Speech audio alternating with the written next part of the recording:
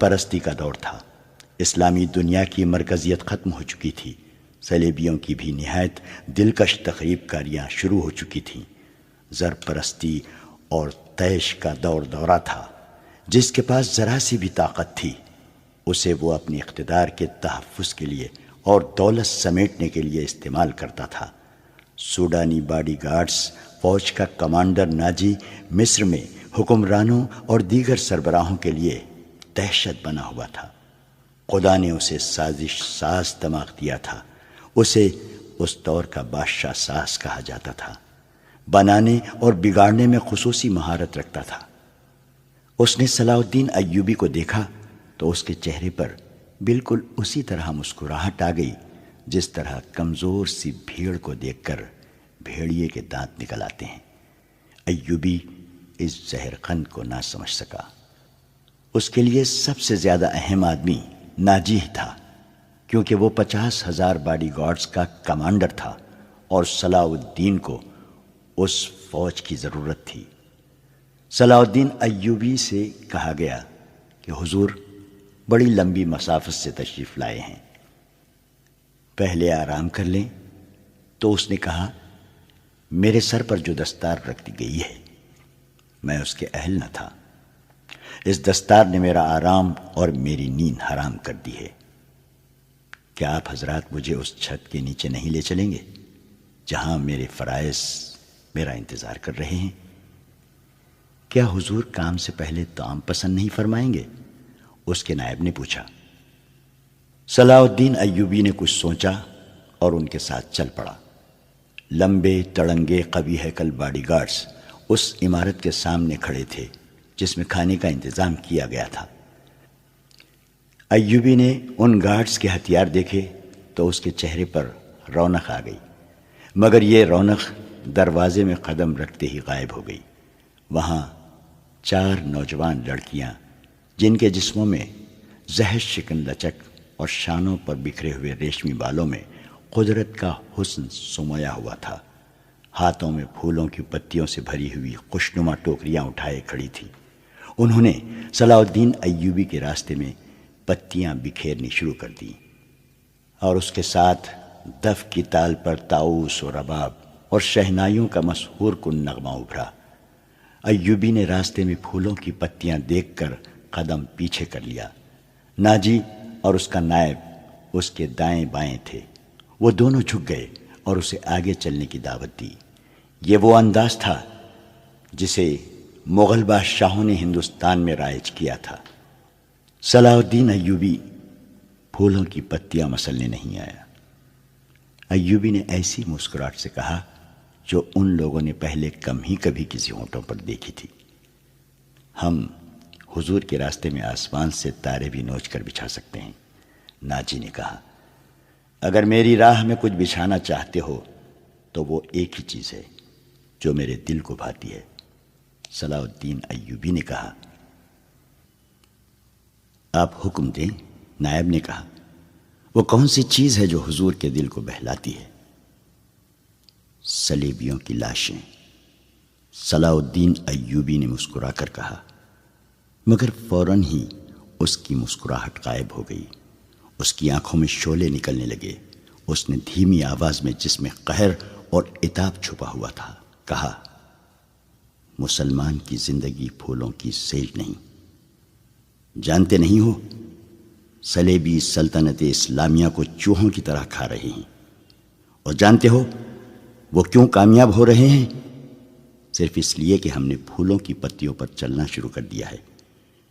ہم نے اپنی بچیوں کو ننگا کر کے ان کی عصمتیں رون ڈالی ہیں۔ میری نظریں فلسطین پر لگی ہوئی ہیں۔ تم میری راہ میں پھول بچھا کر مصر سے بھی اسلام کا پرچم اتروا دینا چاہتے ہو؟ اس نے سب کو ایک نظر دیکھا اور دبدبے سے کہا، اٹھا لو یہ پھول، اٹھا لو یہ میرے راستے سے۔ میں نے ان پر قدم رکھا تو میری روح کانٹوں سے چھلنی ہو جائے گی۔ ہٹا دو لڑکیوں کو میرے راستے سے، کہیں ایسا نہ ہو کہ میری تلوار ان کے اتنے دلکش سنہرے بالوں میں الجھ کر بیکار ہو جائے۔ حضور کی جاہ وہ حشمت، مجھے حضور نہ کہو۔ صلاح الدین ایوبی نے بولنے والے کو یوں ٹوک دیا جیسے تلوار سے کسی کافر کی گردن کاٹ دی ہو۔ اس نے کہا، حضور وہ تھے جن کا تم کلمہ پڑھتے ہو اور جن کا میں غلام بے دام ہوں۔ میری جان فدا ہو اس حضور صلی اللہ علیہ وسلم پر جن کے مقدس پیغام کو میں نے سینے پر کندہ کر رکھا ہے۔ میں یہی پیغام لے کے مصر آیا ہوں۔ صلیبی مجھ سے یہ پیغام چھین کر بحر روم میں ڈبو دینا چاہتے ہیں، شراب میں غرق کر دینا چاہتے ہیں۔ میں بادشاہ بن کے نہیں آیا۔ لڑکیاں کسی کے اشارے پر پھولوں کی پتیاں سمیٹ کر وہاں سے ہٹ گئی تھیں۔ صلاح الدین ایوبی تیزی سے دروازے کے اندر چلا گیا۔ ایک وسیع کمرہ تھا، اس میں ایک لمبی میز رکھی تھی جس پر رنگ برنگے پھول بکھرے ہوئے تھے اور ان کے درمیان روسٹ کیے ہوئے بکروں کے بڑے بڑے ٹکڑے، سالم مرغ اور جانے کیسے کیسے کھانے سجے ہوئے تھے۔ صلاح الدین ایوبی رک گیا اور اپنے نائب سے پوچھا، کیا مصر کا ہر ایک باشندہ اسی قسم کا کھانا کھاتا ہے؟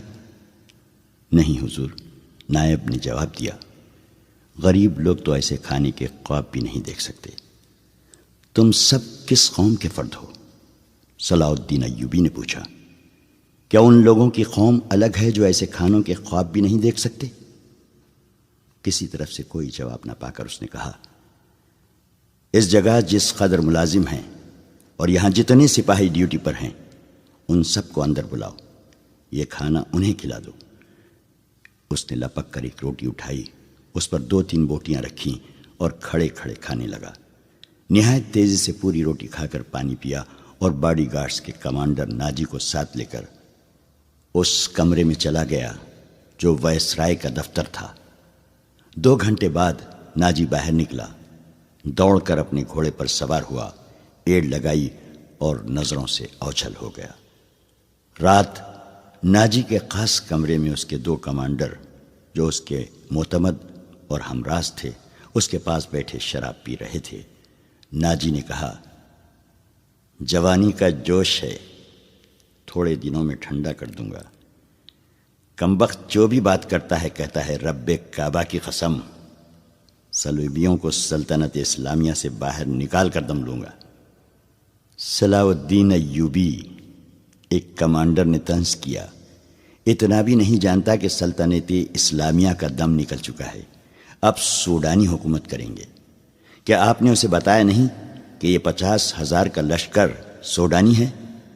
دوسرے کمانڈر نے ناجی سے پوچھا، اور یہ لشکر جسے وہ اپنی فوج سمجھتا ہے صلیبیوں کے خلاف نہیں لڑے گا؟ تمہارا دماغ ٹھکانے ہے؟ ناجی نے کہا، میں اسے یہ یقین دلانا چاہتا ہوں کہ یہ 50,000 سوڈانی شیر اس کے اشارے پر صلیبیوں کے پرخچے اڑا دیں گے۔ لیکن ناجی چپ ہو کر سوچ میں پڑ گیا۔ لیکن کیا؟ اس نے مجھے حکم دیا ہے کہ مصر کے باشندوں کی ایک فوج تیار کرو۔ ناجی نے کہا، اس نے کہا ہے کہ ایک ہی ملک کی فوج مناسب نہیں ہوتی، وہ مصر کے لوگوں کو بھرتی کر کے ہماری فوج میں شامل کرنا چاہتا ہے۔ تو آپ نے کیا جواب دیا؟ میں نے کہا ہے کہ آپ کے حکم کی تعمیل ہوگی۔ ناجی نے جواب دیا، مگر میں ایسے حکم کی تعمیل نہیں کروں گا۔ مزاج کا کیسا ہے؟ ادروش نے پوچھا۔ ضد کا پکا معلوم ہوتا ہے، ناجی نے جواب دیا۔ آپ کی دانش اور تجربے کے سامنے وہ کچھ بھی نہیں لگتا۔ دوسرے کمانڈر نے کہا، نیا نیا امیر مصر بن کے آیا ہے، کچھ روز یہ نشہ طاری رہے گا۔ میں یہ نشہ اترنے نہیں دوں گا، ناجی نے کہا۔ اسے اسی نشے میں بدمست کر کے ماروں گا۔ بہت دیر تک یہ تینوں صلاح الدین ایوبی کے خلاف باتیں کرتے رہے اور اس مسئلے پر غور کرتے رہے کہ اگر صلاح الدین ایوبی نے ناجی کی بے تاج بادشاہی کے لیے خطرہ پیدا کر دیا تو وہ کیا کارروائی کریں گے۔ ادھر سلطان صلاح الدین ایوبی اپنے نائبین کو سامنے بٹھائے یہ ذہن نشین کرا رہا تھا کہ وہ حکومت کرنے نہیں آیا اور نہ کسی کو حکومت کرنے دے گا۔ اس نے انہیں کہا کہ اسے جنگی طاقت کی ضرورت ہے اور اس نے یہ بھی کہا کہ اسے یہاں کا فوجی ڈھانچہ بالکل پسند نہیں۔ 50,000 باڈی گارڈز سوڈانی ہیں۔ ہمیں ہر خطے کے باشندوں کو یہ حق دینا ہے کہ وہ ہماری فوج میں آئیں، اپنے جوہر دکھائیں اور مال غنیمت میں سے اپنا حصہ وصول کریں۔ یہاں کے عوام کا معیار زندگی اسی طرح بلند ہو سکتا ہے۔